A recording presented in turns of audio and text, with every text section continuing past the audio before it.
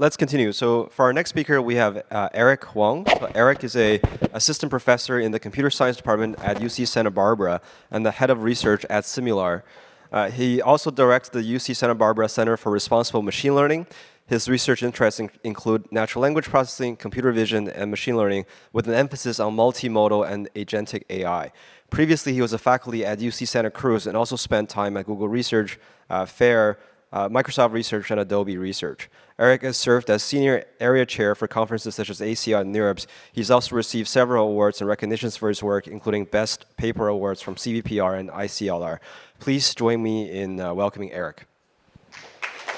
Thank you. Thank you for the nice introduction. And I'm super glad to be here today to talk about my research on computer use as well. So I changed the title in the last minute because just 2 days ago, we had a major release which achieves near human level performance. So I guess the next journey would be superhuman computer use.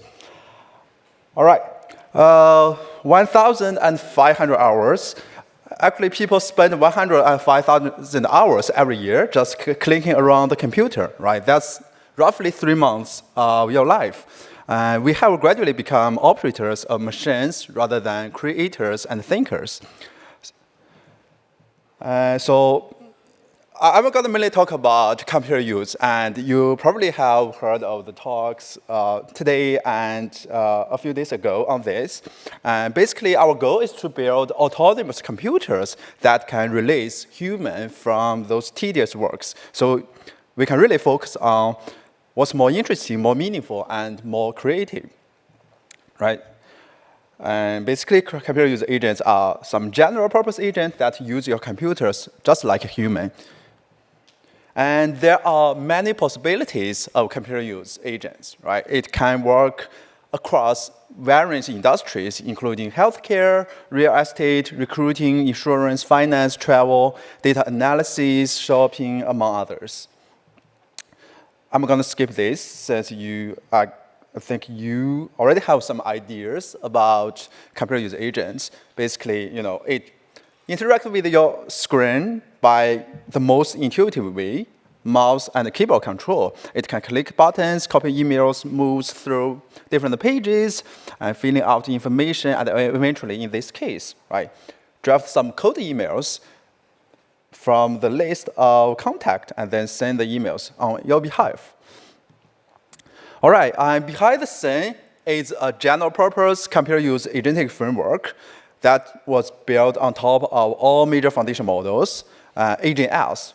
Right? And today, I'm going to talk about our journey of building this agentic framework. It has received over 6,000 GitHub stars. All right, so last year, almost at the same time, right, thanks to TOS OS World, finally we have an official computer use environment to evaluate our agent. Actually, the company was founded 2 years ago, but last year we released our first open source agentic framework, AgentS. Right? And it achieves 20% success rate on OS World. And then this April, we released the second generation of computer use agentic framework, AgentS2. This time, we solved the grounding issue and achieved nearly 50%. And just 2 days ago, we released AgentS3, which addressed the evaluation and scaling problem and reached nearly 70%, only 2% gap from human performance. So we have never been so close to human-level computer use. All right, so I'm going to talk about AgentS first. So let's talk about some challenges. Let's revisit some challenges of computer use agents again, right? So first, the lack of specialized and up-to-date domain knowledge. We use large foundation models to build AI agents for different purposes. However, we all know that those foundation models have a certain cutoff date, right?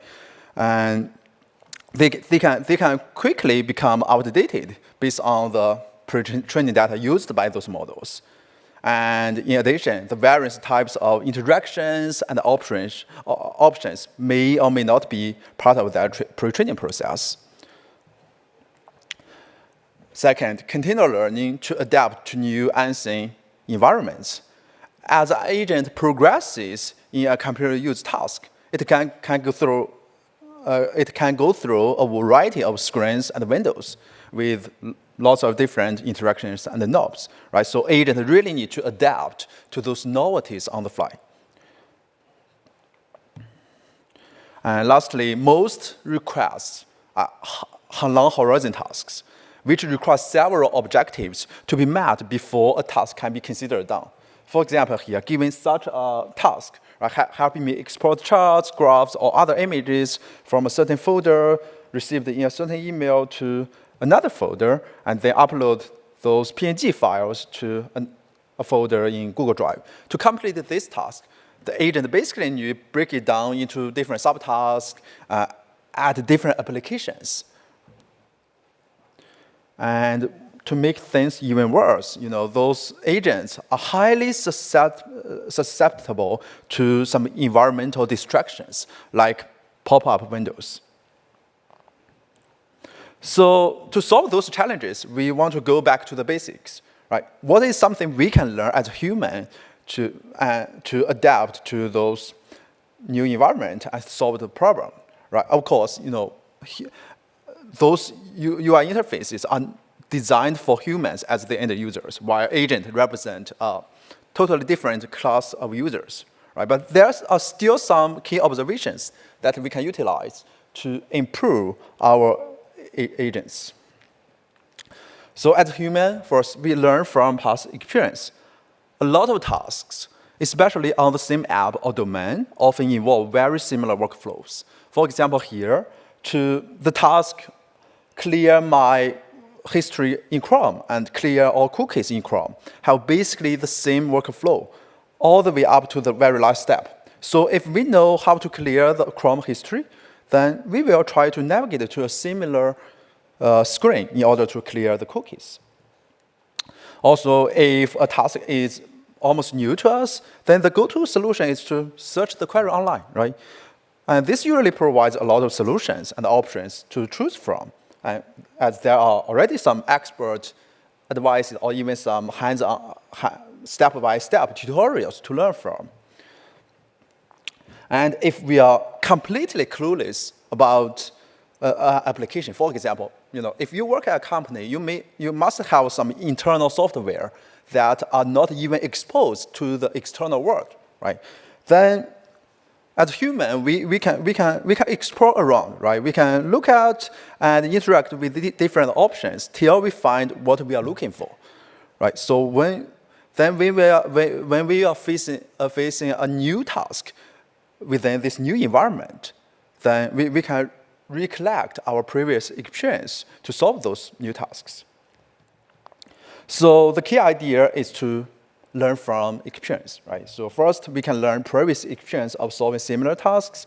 We can also learn expert experience generated by others online. And eventually, we can do continual learning and see those new experience gained from exploration for future use. So then we introduce our first generation of the computer use agentic framework. The core approach is experience augmented hierarchical planning. So we have a manager to deal with high-level planning and decompose the task into a sequence of subtasks, and then a low-level worker to complete each subtask by interacting with the environment through agent-computer interface. And then how does agent S learn from experience, right? So we basically introduce two different kinds of memory. The narrative memory, which saves high-level information at the full task level, and then the episodic memory, which saves more detailed step-by-step subtask information. So basically, given a new task, our manager would search online about the query to get some up-to-date web knowledge And meanwhile, it will retrieve a similar full task from the narrative memory, and then given both contexts, it will plan and generate a sequence of subtasks. And then for the worker, when it need to complete a new task, new subtask, it retrieves the step-by-step detailed subtask experience from the episodic memory. And as they complete more and more tasks, they will automatically save those experiences at both full task level and subtask level into the memory for future use. All right, so we know that experience play a really key role. However, it's necessary to have those experiences in the memory in the first place, right? To address this cold start issue, we introduced self-supervised exploration, where we basically have a LLM-powered task generator to propose a list of popular tasks first, and then have agents to execute those tasks and save the successful experience into the memory. So there is a self-evaluator to determine the task success. And then when we have those experience in the repository, right, after deployment, we can just let agents to retrieve relative experience from the memory when executing a new task. Note that this is a lifelong learning scenario where the agent will continuously collect new experience and reuse the previous experience. So back at that time, a year ago, right, agents doubled the performance of the previous SOTA across different domains. But there was still a long way to go, right? There was a big gap between 20% and the human level performance. So what's still missing? Right? First, many systems still struggle with pixel-precise grounding. Basically, the ability to localize and interact with exact elements on the screen, like cells in a table, sliders, or specific words in a paragraph. And this limits fine-grained manipulation and control on those user interfaces. And second, there is an over-reliance on generalist models, right? The foundation models are great, but they try to handle everything from planning to action to grounding at the same time, which often results in some brittle and superficial behaviors. Actually, we found out that those strong foundation models are actually weak grounding models. So we compare the most advanced foundation models with some small-scale grounding experts, and those smaller grounding models, such as UiTask 7B, even outperforms the Cloud 3.7 SONAT by a large margin on the grounding tasks. So then that basically requires a call for more modular and compositional systems, right?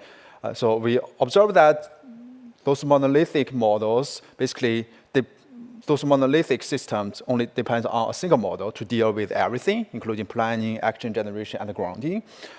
Can we combine the best of both worlds, like to utilize generalist model for reasoning and specialist models for other tasks, such as grounding, to improve grounding and adaptation to the evolving environment?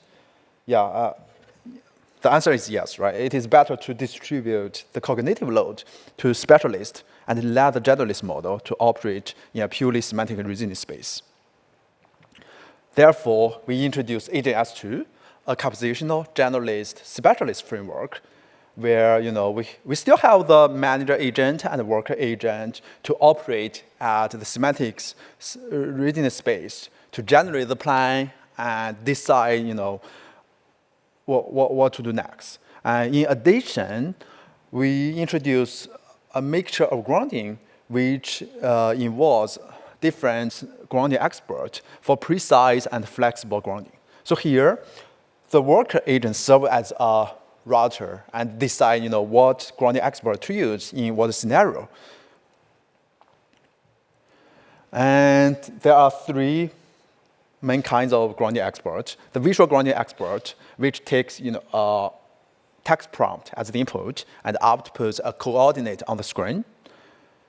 And the textual grounding export, which uses the OCR technique to identify and select the spans of text. So it can work any text on your screen, including the paragraphs in a document, the text appearing on a website, or maybe on an icon. And we also have the structural grounding export, which specifically deals with the tabular structures. So here is how it works, right? Let's see, given a sub-goal, a subtask, select the last paragraph from the manager, then our worker agent first decide to use the visual grounding export to directly click the last paragraph. And in this case, it failed. It selected the second sentence within the last paragraph. And then our self-evaluator observed this error and then provide some feedback to the worker agent. Then the worker agent decided to use another export, the textual grounding export, to localize the last paragraph, which it succeeds, right? And then our manager would replan and generate a new subtask for the worker to complete next. So Agent S2, again, achieved the new state-of-the-art on a few different computer user benchmarks, including OS World for Ubuntu, Windows Agent Arena for Windows environments, and Android World for smartphone use.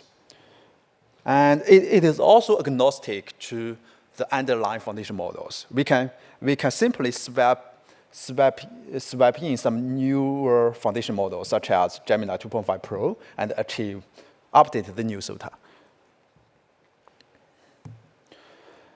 All right, so then after Agent S2, there is a major leap of the foundation models, right? So as you might know, those reasoning models emerge and hugely improve the reasoning capabilities of the foundation models. Then we can swap in those reasoning models and again get a performance boost. However, there is a major bottleneck.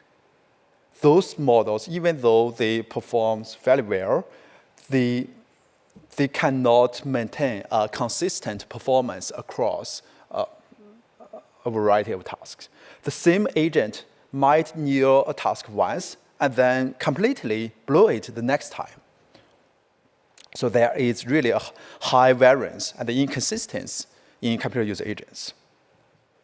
And we observe that different agent runs, even we use the exact same foundation model, grounding models, and the same agentic framework, right? Different runs may cover disjoint task success. And those agents, while suboptimal individually, right, often succeed on complementary subsets of the task. As you can see here, right, we perform 3 runs of the same agents, and they succeed on different subsets of the tasks. So how we can address this thing? Right? A very simple approach is to do wide scaling of computer user agent.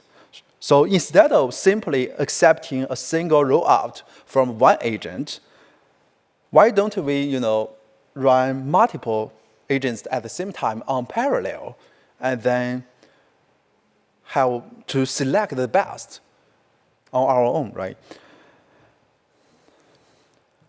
So, but there are some unique challenges of doing that. First, those long horizon trajectories are very information dense, right? So to complete a task, it might require hundreds of steps, and most of which are actually irrelevant to the task success. So this makes it very difficult to represent, interpret, and compare computer user trajectories. So to address this, we really need to come up with some new compact trajectory representations other than naive screenshots or captions. Second, computer use agent evaluation it itself is non-trivial, right? All those current automatic evaluation metrics actually struggle to determine if a task is correct or not. As there are often multiple solutions to complete a single task.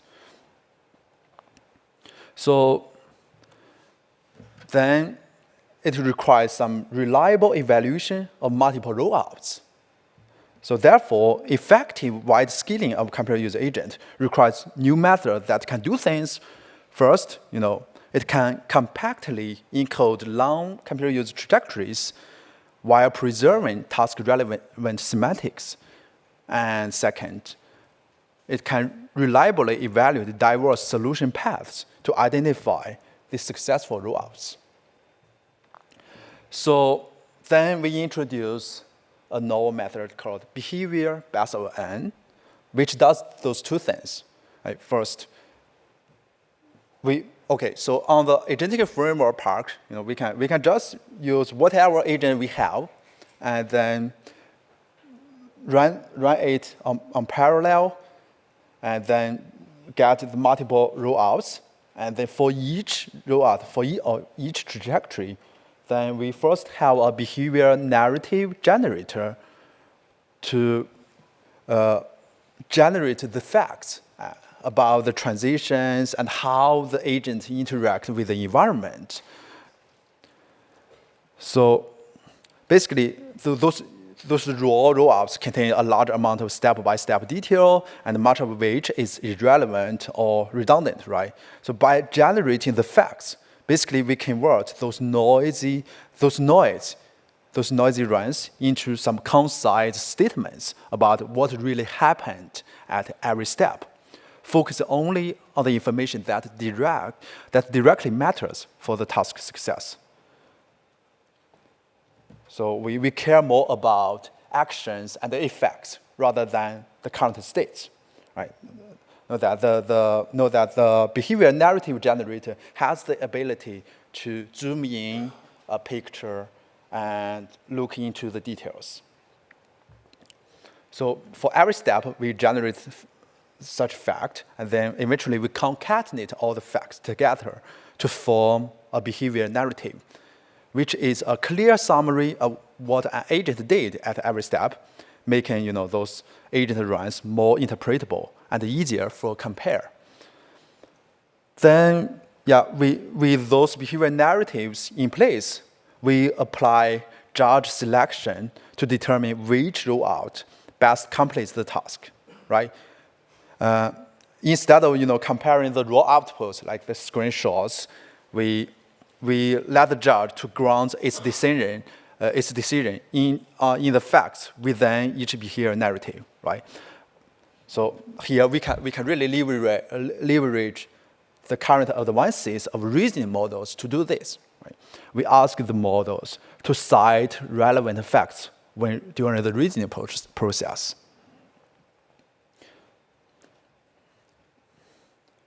And also, instead of giving a score for each individual trajectory here, we feed the model with all the rollouts, and the behavior narrative representation actually make this possible.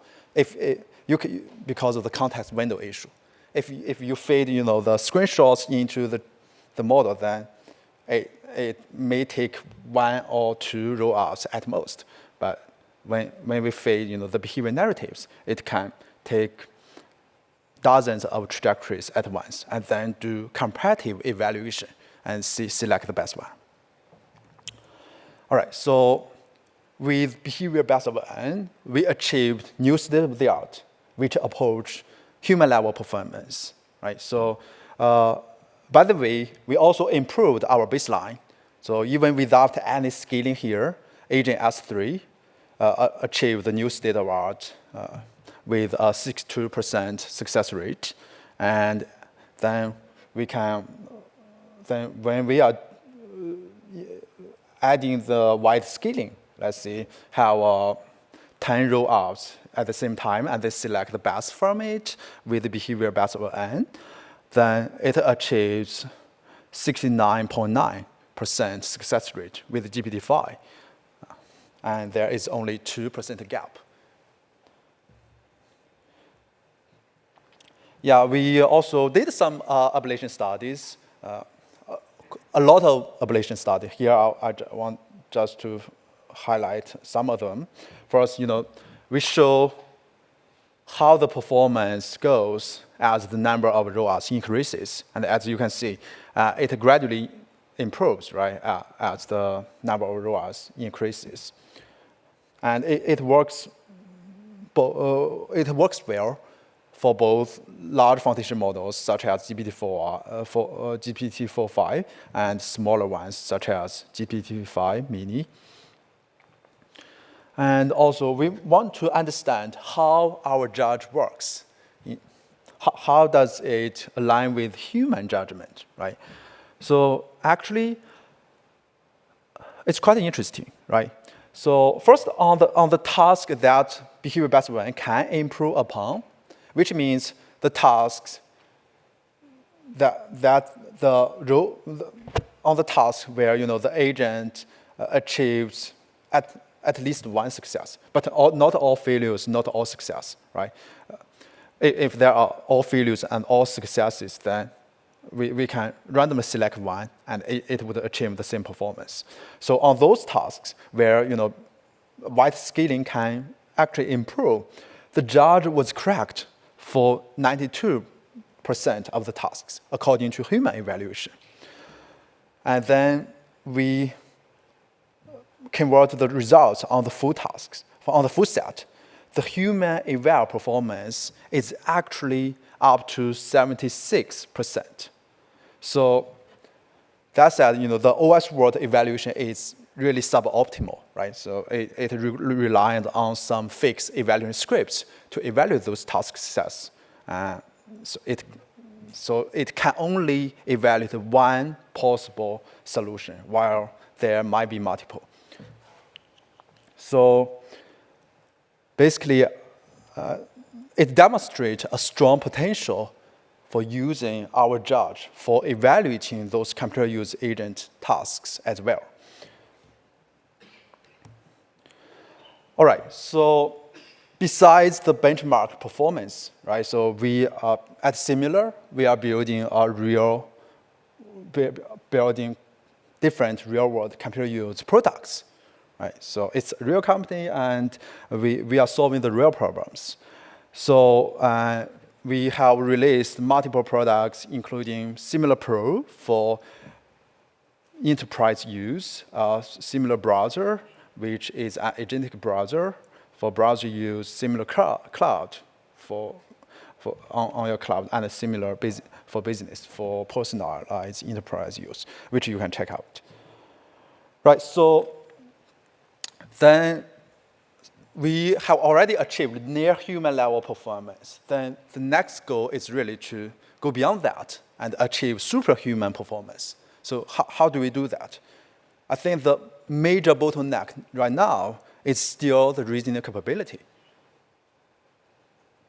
So we think about this, right? So if we can have one agent to achieve human level performance, not necessarily superhuman level performance, then we can apply it while scaling to even achieve better results, right? So the bottleneck is still about reasoning. Then how can we improve the foundational reasoning capabilities of those foundation models? So our lab also works on improving the foundational capability of reasoning in large language models on general perspectives, not just for computer use, right? For anything you could think of. And here I would like to identify some limitations of chain of thought reasoning, right? I think probably everybody has some background of chain of thought reasoning, right? So instead of directly generating the final answer, the chain of thoughts reasoning, like the R1 style chain of thoughts reasoning, will verbalize its thinking process first before finalizing an answer, right? But here is the problem. Humans don't actually think this way, at least not all the time, right? Chain of thoughts is inherently sequential and discrete. So each token only builds on the last one in a linear path. And humans, by contrast, think fluently. We reason with continuous abstract concept. We can jump from one concept to another, and we can also hold multiple ideas at the same time in our mind, right?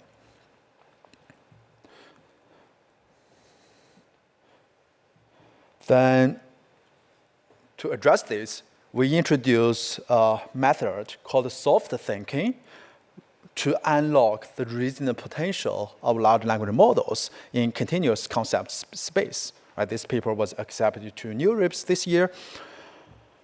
Basically, instead of feeding the hard tokens into the models during the thinking process, we come up with a soft concept token, which smoothly blend multiple meanings weighted by their probabilities at the same time to enable continuous representations of the thinking process and the implicit exploration of diverse reasoning paths.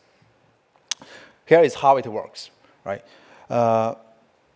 First, given the input context, we still feed the input into the model as its current form. The input context is still in discrete tokens. But when when the model starts thinking, right, let's say after the thinking token, at each thinking step, we generate a soft concept token, which keeps the full probability distribution over the vocabulary, right? How do we do that? We basically create the new input embedding by a weighted mixture of all the token embeddings. So very simple, right? It's a mixture of those token embeddings weighted by their probabilities. And we repeat step 2 and 3 before the end of thinking token. And after the thinking process, then we let the model to verbalize its final thoughts. Verbalize the final answer with discrete token again. And this preserves a superposition of the reasoning path, which avoids some premature collapse and allowing for richer, more flexible thoughts. Here is a visualization of the abstractive parallel reasoning process, right? The model can represent nuanced in-between concepts that are not captured by any single word. And implicitly, multiple reasoning trajectories are explored in parallel, making the model more robust and efficient. Here is a case study which shows how soft thinking can work more efficiently than the original chain of thought thinking. So see, given the question, what is the answer of 43 times 34, right? As you can see, the chain of thought thinking uses a total of 157 tokens to think about this answer and think about this question and generate the answer, right? And the text in red represents unnecessary, repetitive thinking that can be get rid of, right? As you can see, our soft thinking method only uses less than 100 tokens to think about it and generate the same correct answer. And here are some results. We demonstrate the effectiveness and the efficiency of the soft thinking method on both math and coding benchmarks, right? First, it improved the accuracy on math and coding problems by up to 2.5%, and it reduced the token usage by up to 20%. So basically, soft thinking makes the reasoning models both smarter and more efficient. Right? We demonstrate the results on a few open source large language models, including QWQ, DeepSeek R1 32B, and DeepSeek R1 70B. So, and after this work, there are already some follow-up works improving the soft thinking process. I think the community is quite interested in latent space reasoning and soft thinking. So,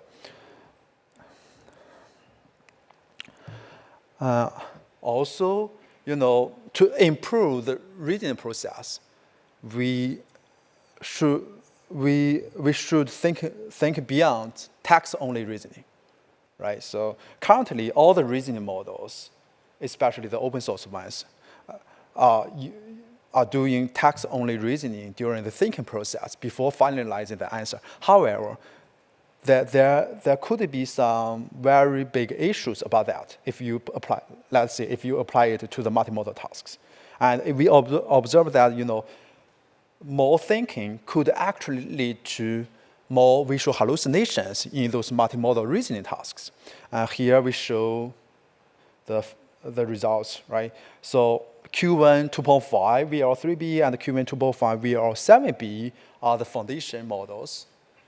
Right? And there are already a bunch of works built upon those foundation models, and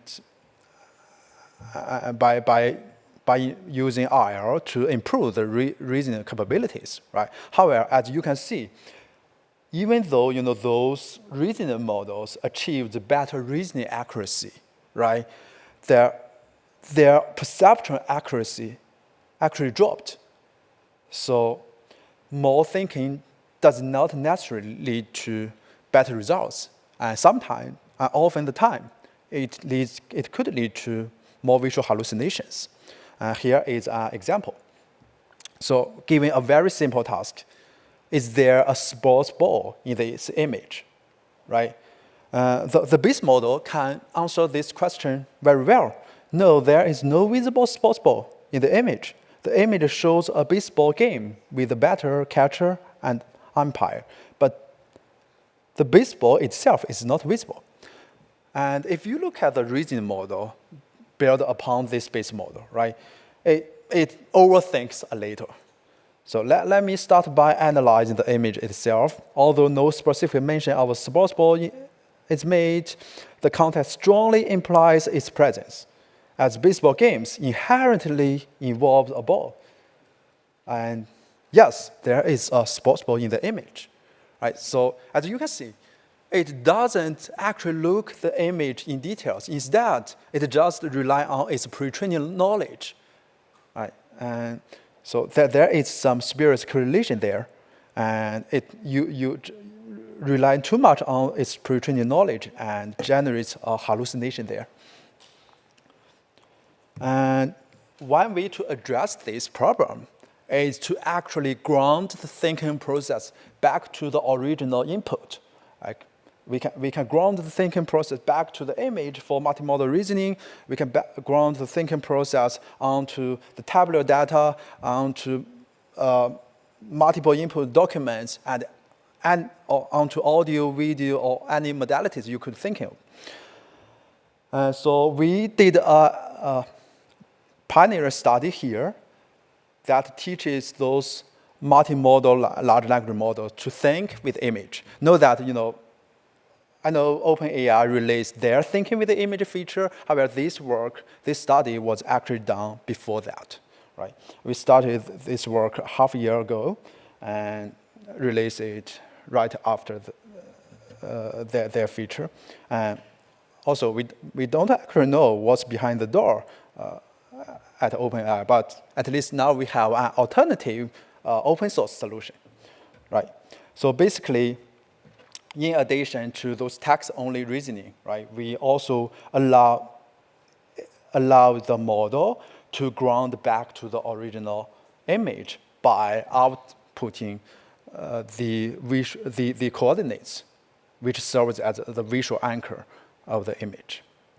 And then with great grounded reasoning in text, image and text. With the grid method, we basically reinforce the grounded reasoning by eliciting the foundation model's native grounding capabilities with just 20 examples. So it's very sample efficient, right? I think because those foundation models actually have the abilities to ground things, but they just don't know how to use it during the thinking process. So all we need to do is to use IR to elicit their grounded capabilities in their thinking process. So that's why we can just use 20 examples to achieve this. All right, so what's next, right?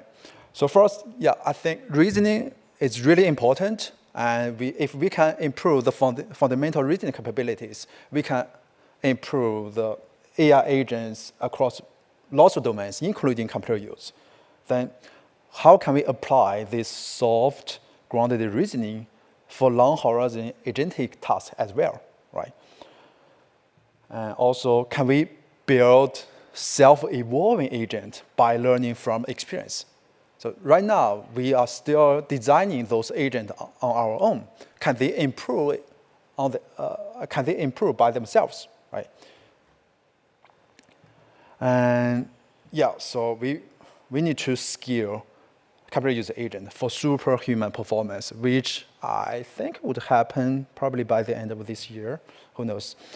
And in addition, we also need to build small computer user agents and models on our device.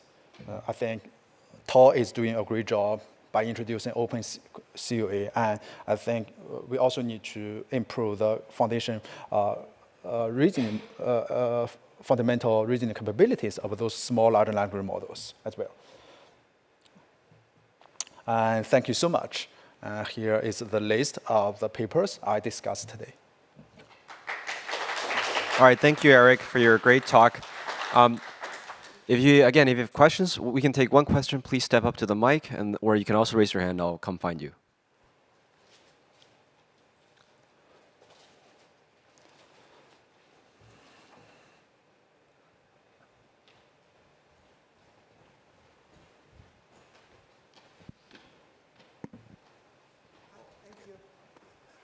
Thanks for the great presentation, great work.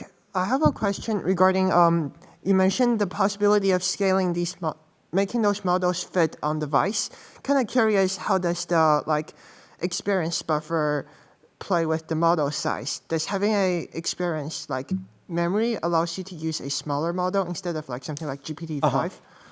Yes, yeah. So that's a great question. So far, I think there is still a very large performance gap between those frontier foundation models and open-sourced small models. So I could say that for enterprise use, right, those small models are not reliable at all at this current stage. But yeah, I think it would catch up soon. Yeah.